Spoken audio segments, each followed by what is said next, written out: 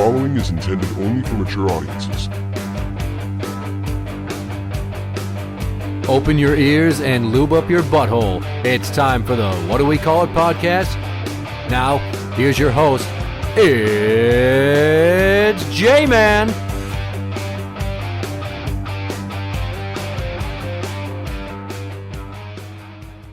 Welcome to the What Do We Call It podcast. I'm Jmann. This is Steiny. Oh yeah! My son. My son. Yes. This episode is about my son.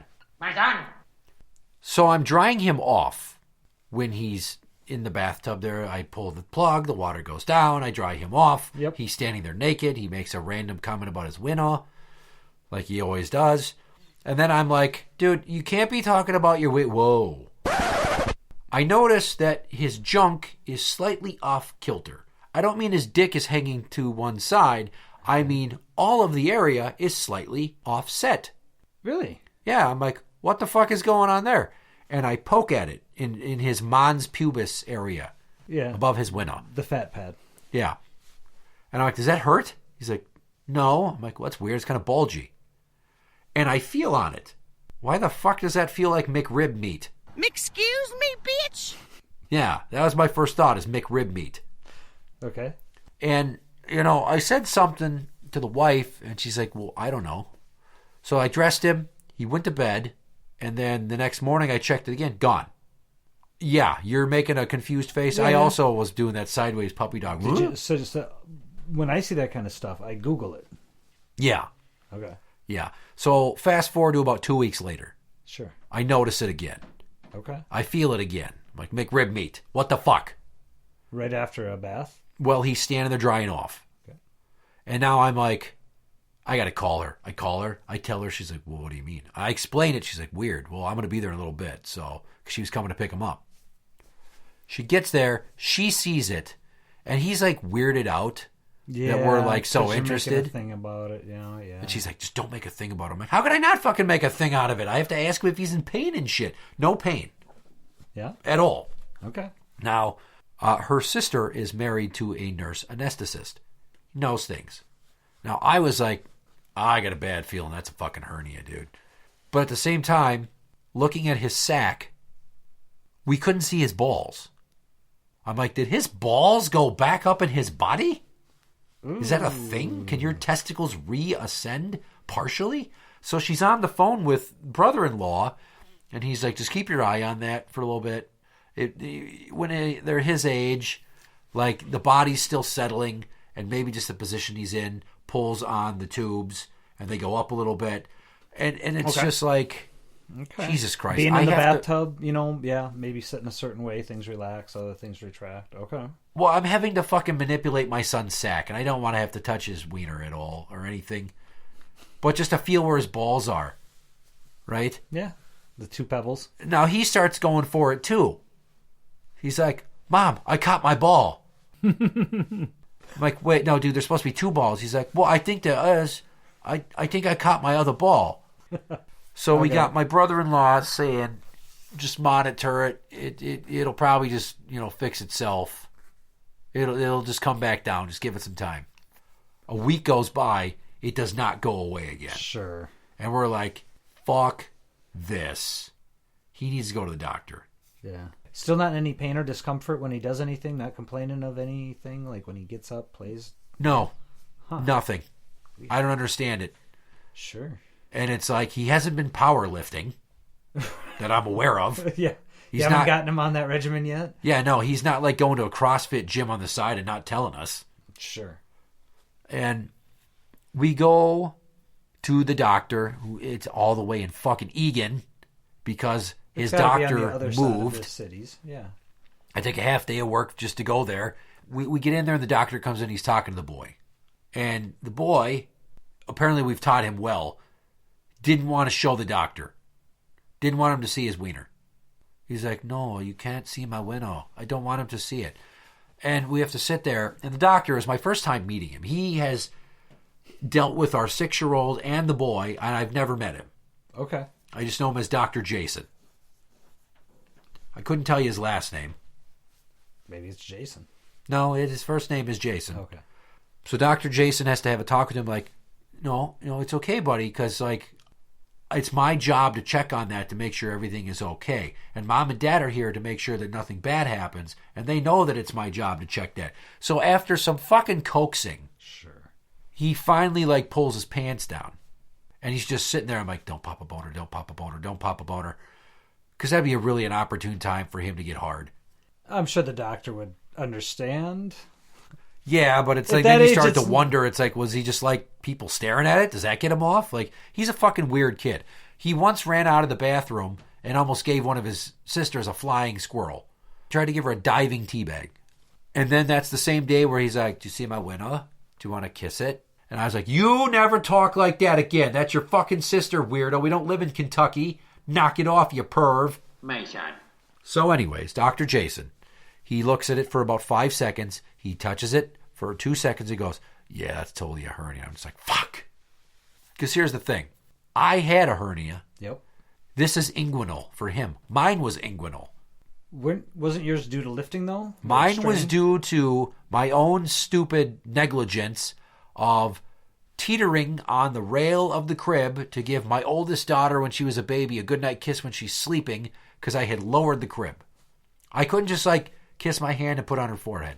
I rocked on that thing a few times, and it kind of stretched the meat there, and eventually over time with lifting and shitting, it burst a little. And then I ended up having to go down to Florida to have surgery because there was a fancy method done called the DeSarta method. Which didn't use the mesh. Which didn't use the mesh and was designed and created by a doctor from India who only taught it to like a handful of people.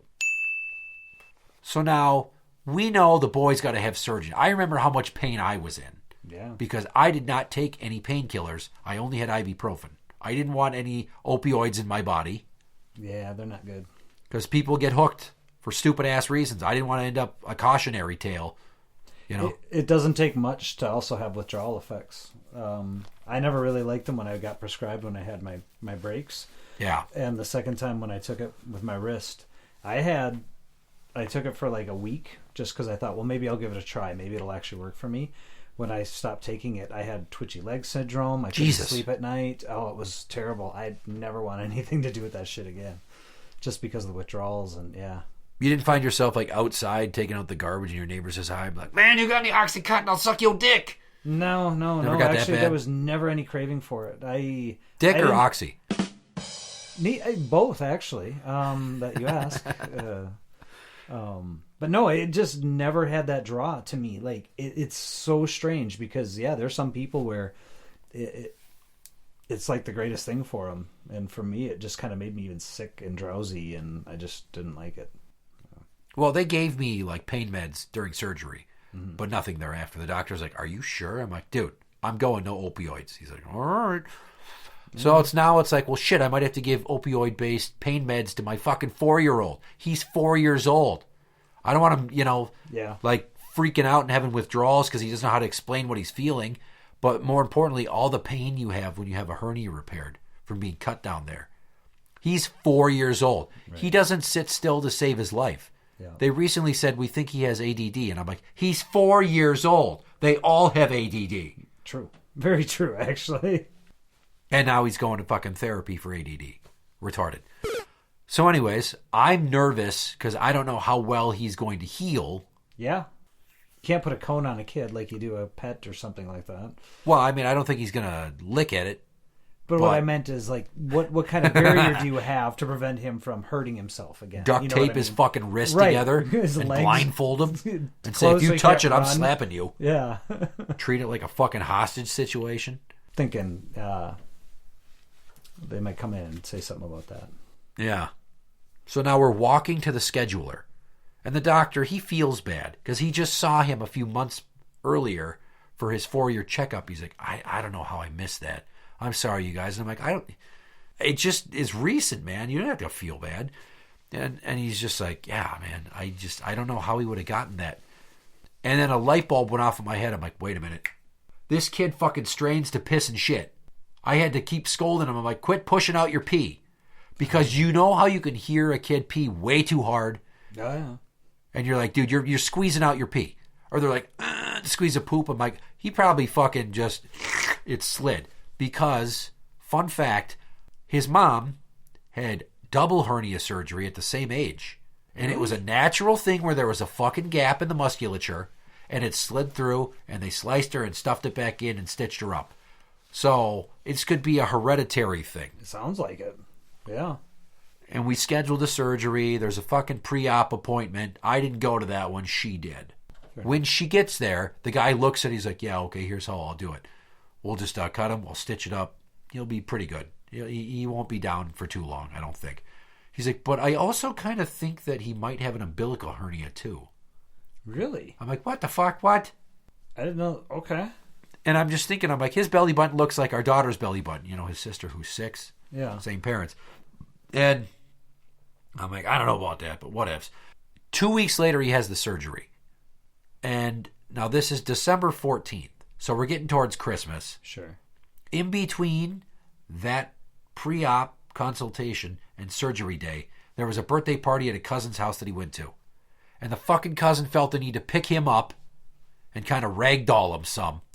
To which my wife lost her fucking shit. Because she had already told him, he has a hernia, you cannot pick him up, just no wrestling, nothing rough. Sure, anything where it causes him strain or just, yeah. These are the same 2 fucking cousins that last summer we wound up at the orthopedic urgent care getting his knees scoped out because they tried to double bounce him on a trampoline. I'm like, why the fuck is our 3-year-old on a trampoline? Yeah, so these 2 are on my shit list, so to speak. But anyways, he also kept calling it his hernia because he doesn't say Oz, he says W's. My hernia. Be careful with my hernia. Right? Mm-hmm. Well, they cut him open. They fix his shit. He's fine. She gets him home. He's a little bit loopy. But Sure. Get this. He had his Christmas singing concert at school that night. Aw. He demanded to go. Oh, no. Now, let me tell you this story. It's like a mini episode within the episode. Sure. I get there. I meet her there. He walks up. He's like, hi, Daddy. Do you want to see it? I'm like, no. Don't fucking pull your wiener out. And we're at church. At least wait for the priest to ask you first. It's fair. He's not an altar boy. I'll never let him be. He goes to the same fucking preschool at a church that his sisters went to, but we don't go to church. So it's weird. Sure. He learns about Jesus. I'm totally not about Jesus. So what? Yeah, that's interesting. Who's promoting the indoctrination? Is that your wife's She wants decision? them all to go to the same school, even though it's out of pocket versus, trying to get it subsidized for pre-K through the school district public. It's only like 8 kids per class, but it was $1,800 this year. Ugh. Yeah. How many years you got to do that? This is the last year. Okay. She paid last year. I paid this year. We're even. So we take our seats. They line the kids up. They march him in. They get on the risers in front of the whole church. Yep. He's in the back fucking row, dead center. Oh, wow. Yeah. Next to 2 girls that are much taller than him. I'm like, why is he such a shrimp? Anyways, music starts. He says 2 words, singing. Then he goes, no expression, no movement. I don't know if he was just nervous or he froze. He did not move around. This is a 40-minute long program. He stood there the entire fucking time and did nothing. And kids around him were singing and signing and dancing. And he's just fucking standing there like shell-shocked, like fucking Vietnam, dude. He's got that 1,000-yard stare. Do you think he was still high and just enjoying the spectacle? I don't fucking know. I didn't think of that. I'm glad. See, this is why I run this shit by you, because I need that other perspective. God, I wonder if he was tripping balls. I don't know. Maybe he just didn't want to sing in front of people. That too, yeah. 1,000-yard stare. Yeah. And then afterwards, there's cake and punch. So we're having cake and punch. And they put out these nice fucking table runners that are doily-esque. My stepdaughter gets up to go get juice. She sets it down on the table. She goes to sit down, catches the tablecloth under her leg, spills the fucking juice. Yeah. It turns into a whole thing. The wife scolds her. And I'm like, no, it wasn't her fault. Like, the table runner is hanging on the chair. She didn't sit on it on purpose. Well, but she's laughing about it. I'm like, sometimes unexpected shit happens and it's not funny and your fucking brains tickle and you laugh. That's what laughter is. It's an involuntary reaction to an unexpected cognitive stimuli. God damn it. Well, and instead of everybody getting mad and yelling and fighting about it, sometimes the best answer is to laugh it off, because what else can you do? It was an accident. Yeah. So she spilled quite a bit of it. We felt bad. It was stupid. Anyways, he didn't sing, and then we left, and then they went home, and then I ended up going to talk to the wife about the spilling of the juice, and I'm like, yeah, you were wrong. She didn't do that shit. You're so wrong. She's like, I know. I have to go apologize to her. I'm like, well, I'm going to go say goodnight to her. She's like, don't you say anything about it. I totally said something about it. I'm like, just so you know, Mom was wrong. I know that was an accident. I'm sorry she got mad at you. She's going to come talk to you. But I just need you to know that I went to bat for you with Mom because I love you. And you don't need to get yelled at this time, unlike all the other times when you deserve to get yelled at for fucking around. So, sorry you had a bad night. Because she started crying and got embarrassed and made my mother-in-law take her home early. Oh. Before we were done with the cake. Okay. Also, I ate way too much cake because nobody else wanted to finish their cake. And I can't just let cake go to waste because I'm a dad and I eat my feelings. So the next day, I was in a fucking sugar haze. Holy shit. Oh, just withdrawal? Oh my God. It's just like, I was David after dentist. Is this real life? Like all the fucking frosting, right. Sugar. I was going to say, it's borderline diabetic tendency, right? Probably. Your body just, yeah. So get this. On top of the fucking Christmas program that day, there's a birthday party that weekend. He demanded to go. Of course he did. It's at Grand Slam. Oh, yeah, because there's no activities there that would possibly cause him pain. Right, like the playground and shit. Yeah, everything. And it was kind of a battle trying to keep track of the meds and shit and get him to take it without any fuss. It was all liquid anyway. Sure. But anyways, we go to the birthday party, and I'm watching him, and I'm telling him to take it easy and shit. And he is. He was a champ about it. It was fine. And then, we get home from the party. I don't know why that was the moment I decided to have this epiphany about the situation. I looked at his belly button stitches. To his sister, I go, lift up your shirt real quick. She shows me your belly button. I'm like, hang on. I call the wife, and I'm like, I'm not sure he legitimately had that umbilical hernia. We might have just had him get an unnecessary procedure. Mm-hmm. Because he was more tender, longer on the belly button one and worried about that than he was the one above his junk. It's fucking weird. But I had that thought. And she's like, well, maybe she has one too. I'm like, oh, God damn it. Don't do that to me. I was going to say, that was where my mind went. The reverse thought is uh-oh. Well, either way, you can't undo it. She's like, well, it's done. So what are you going to do? Yeah. I don't fucking know. So the stitches dissolved, and he has a hell of a time fucking bathing because he doesn't want the glue to fall off. He's all nervous about it. He's a fucking OCD worrywart. He's a miniature me. He's a fucking wild animal, and I have OCD, and I worry about stupid shit. Yeah, that's what you get. And so now he's got this little red line. Mine was on the right side, his is on the left. But there was a little dot, where the skin sunk in underneath it.